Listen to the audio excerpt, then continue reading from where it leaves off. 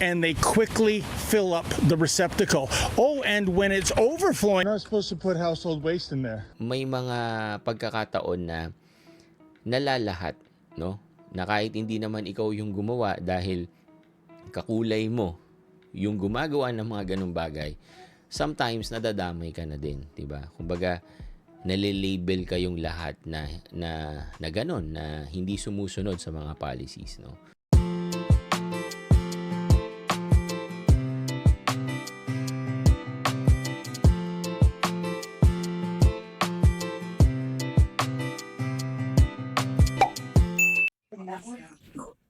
Wow.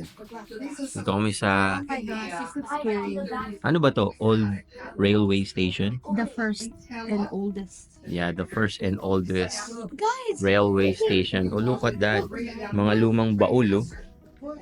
Wow. Guys, you have to go on the train. Yeah, we will.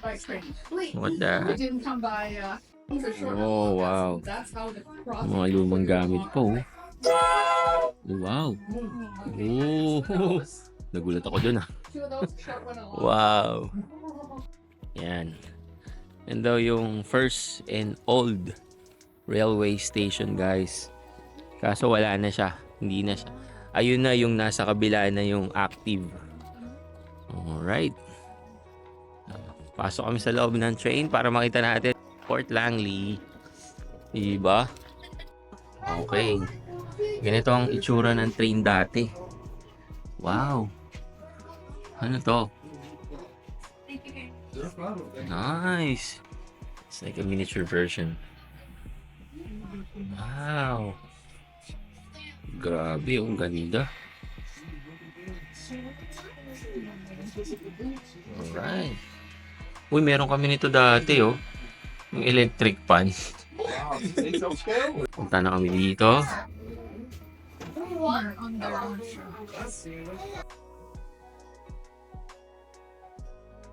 You can get a Snickers. You can get a Snickers, sucker. We will buy one. Look, you can even Grabe. have hangers in it. Ganyan ang luggage dati, oh. Diba? Pwede mo lagyan ng hanger sa loob, oh.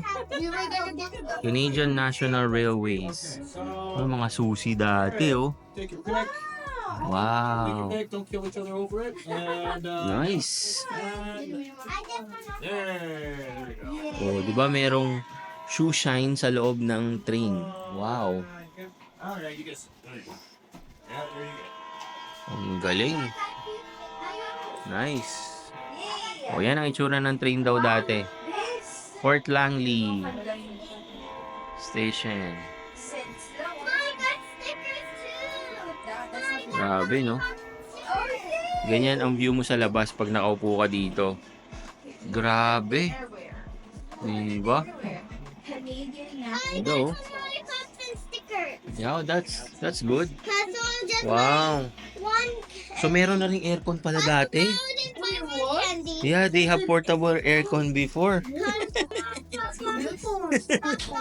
Joke lang. Look at the luggage before. Imagine carrying Grabe, no? Imagine carrying that.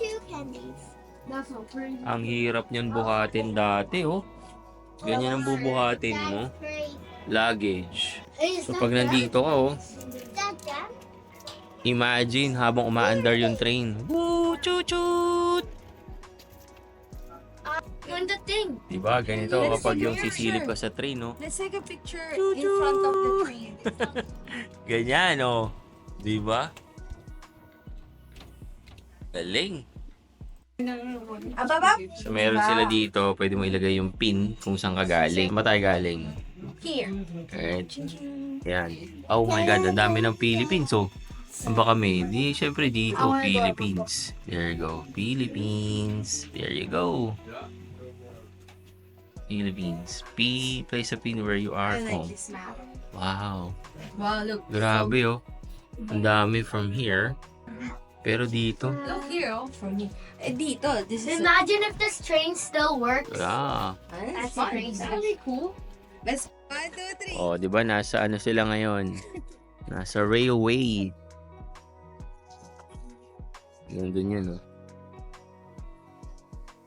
Yun na yung bagong railway. Alam ko na nanggaling si Harry Potter dito eh. Ano? Nandyan yung ano niya oh. Yung sasakyan ni Harry Potter. Dito kami sa parang bridge. Bridge. Nice.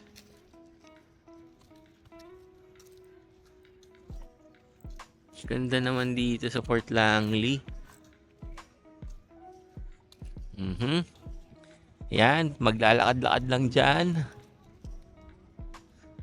Yan yung mga family ko. Walking. Hindi pa kasi kami nakapunta dito sa side na to eh. Pupunta kami dito sa kabilang side. Dito sa Fort Langley guys, parang alam mo yung makaluma yung fields, no? Parang kang nasa Old Canada. Yun yung feel dito. Yun yung flowers.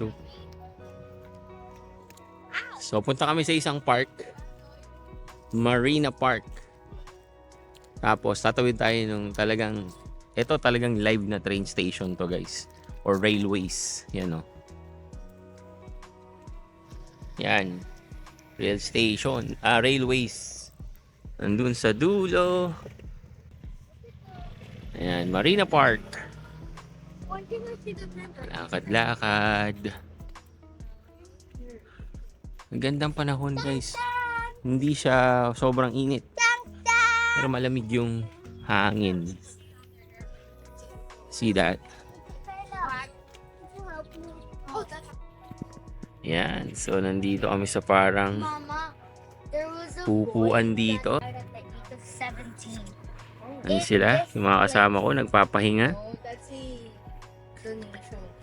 Yan. Parang mas okay doon sa kabilang side doon, no? May mga formation yung mga puno. Ayan. So, may mga makikita ko yung mga nagja-jogging dito. So, pag napagod dito, pahinga. Okay. Ayan, no? Tingnan sila lolo at lola, naglalakad lang dyan, no? Nice! So guys, ayan na yung train. Yes, the train is coming. Woohoo! The train is coming.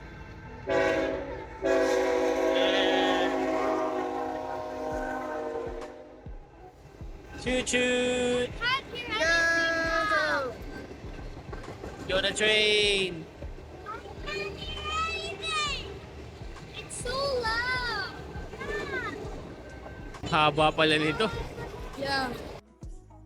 Perfect spot to for for picnic. Tapos yan, may mga benches. Ayun nga, meron nagpi-picnic dun, oh. Diba? Ganda dito, oh. Tsaka hindi ganun kalayo sa area namin to. Yan, oh. Oh, nice. So, yan. Yan, guys, nagtatapos ang aming Fort Langley fun day. Yeah. Siyempre guys, kapag pupunta kayo dito sa Fort Langley, hindi pwedeng hindi kayo kakain sa Wendell's. Yan, oh. Sarap dyan guys. Wendell's Bookstore Cafe. Nice. So there's a bookstore and like a restaurant inside. Yes, that's right. Ano naman dyan, oh. Chill na chill ang town. Pinakita ko sa inyo kung gaano kaganda dito sa Vancouver, no? Dito sa Canada, no? Ang daming magagandang lugar dito sa Canada.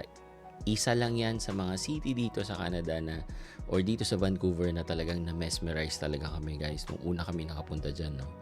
So, pumunta lang ulit kami para talagang makita pa yung ibang mga area kasi nung last time na nagpunta kami doon, maulan tsaka winter nun eh, no? So, ngayon naman, different scenario, it's a summer, 'di ba? So iba ang ganda nung lugar, no? So kung nandun kayo guys, yung amoy, yung simoy ng hangin, yung paligid, parang meron kayong feel na parang kang nasa old times ng Canada talaga, no? Kaya din shinare ko sa inyo guys kasi para makita rin nyo rin guys kung gaano kaganda dito sa Canada, no?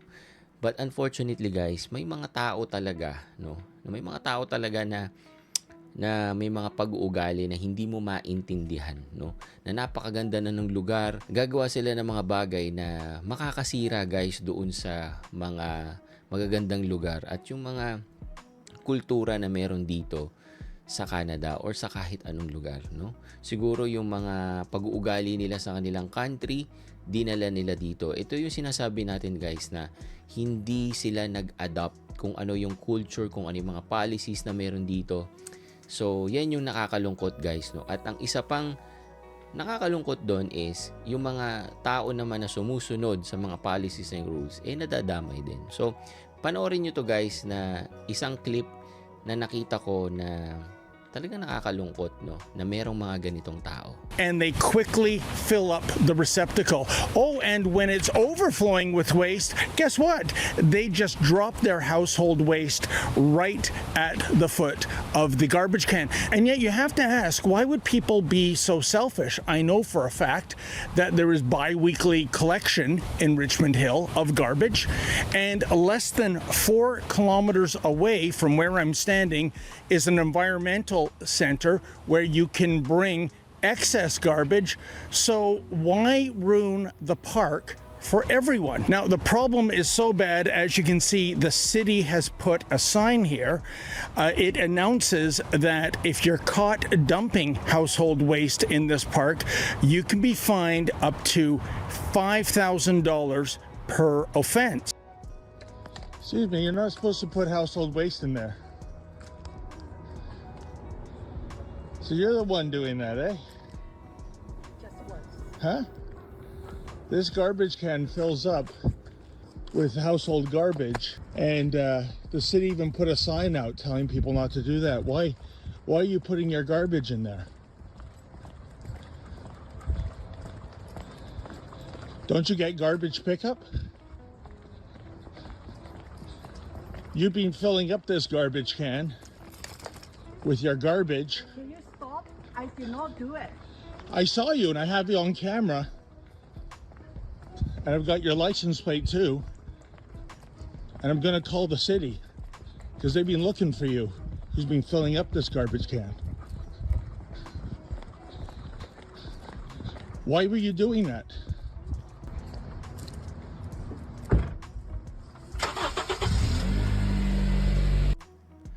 Yon, guys, no? So, pag pinapanood ko talaga, hindi ko maiwasan na mainis, magalit, no?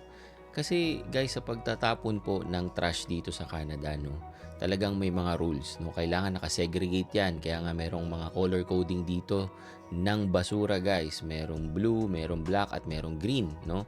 And, guys, dito, weekly po ang pag-collect ng trash. So, merong sistema talaga dito, guys, para talagang hindi na mahirapan yung mga naninirahan dito sa Canada. Pero hindi ko maintindihan bakit may mga ganitong tao na magtatapon pa sa ibang lugar. Napakadali na nga, guys, na magtapon dito, no? Ilalabas mo na lang yung trash mo sa tapat ng bahay mo at may pick up na, no? So, talagang ang gagawin mo na lang is sumunod ka doon sa policies na talagang segregate mo, tapos on a certain date and time, ilalabas mo yung basura. Ganun kadali, no? Pero makikita natin dito, guys, na talagang pumupunta pa sila ng park, no? Makikita natin doon na nakakotse pa siya, 'di ba? Talagang nagmaneho siya papunta doon sa park at pinili niya na magtapon doon sa trash bin ng park. Good thing, guys, na meron ng policy yung mga iba't ibang mga cities, no? Dito sa BC, hindi ko alam kung ano yung kanilang policy, pero yun nga, yung nakita natin sa video, merong fine, no? So, pag nahuli kayo na nagtatapon kayo ng trash sa mga public place like that, magmumulta kayo, guys, no? Ano rin, no? Hindi rin sa ganda ng lugar, no? Nasa tao talaga, no? Kahit na ang isang tao na may ganong pag-uugali at may ganong kultura at merong ganong perspective sa buhay, kahit sa mo ilagay, malinis, marumi, lalabas pa rin talaga yung mga ganyang pag-uugali. Nakita naman natin doon sa video na hindi naman siya Canadian, no? Siguro dito siya pinanganak or whatever, pero hindi siya yung talagang masasabi natin na ang tawag nga dito puti, 'di ba? So, pero dahil nga ganon, Asian, 'di ba? Na tayo na Asian din, 'di ba? May may mga pagkakataon na nalalahat, no? Na kahit hindi naman ikaw yung gumawa dahil kakulay mo yung gumagawa ng mga ganung bagay, sometimes nadadamay ka na din, 'di ba? Kumbaga, nalilabel kayong lahat na ganun, na hindi sumusunod sa mga policies, no? Yung post natin nito is just for awareness, 'di ba? Na hindi po lahat ng tao ganun, no? Na may mga immigrants dito sa Canada na sumusunod sa rules, at may mga immigrants din na mga pasaway na katulad niyan. 'Di ba? So guys, yung mga pupunta dito sa Canada, be aware of policies and rules na nandito, and hopefully guys, dapat sundin nyo talaga 'yan, no? Para din 'yan sa ikagaganda nung country kung nasan kayo at yung lugar kung saan kayo naninirahan, no? Respeto lang din guys sa policy or sa rules and law ng bansa kung saan kayo naninirahan, no? We need to adapt guys, we need to adjust. Hindi po pwedeng yung mga bagay na kinalakihan natin, dadali natin dito sa Canada at ipipilit natin, no, na dapat si Canada ang mag-adjust, no? In everything that we do, dapat gawin natin yung tama, no? We choose to do good things kahit may nakatingin o wala. Okay? So yun lang guys. Thank you for watching and see you on my next video. Peace!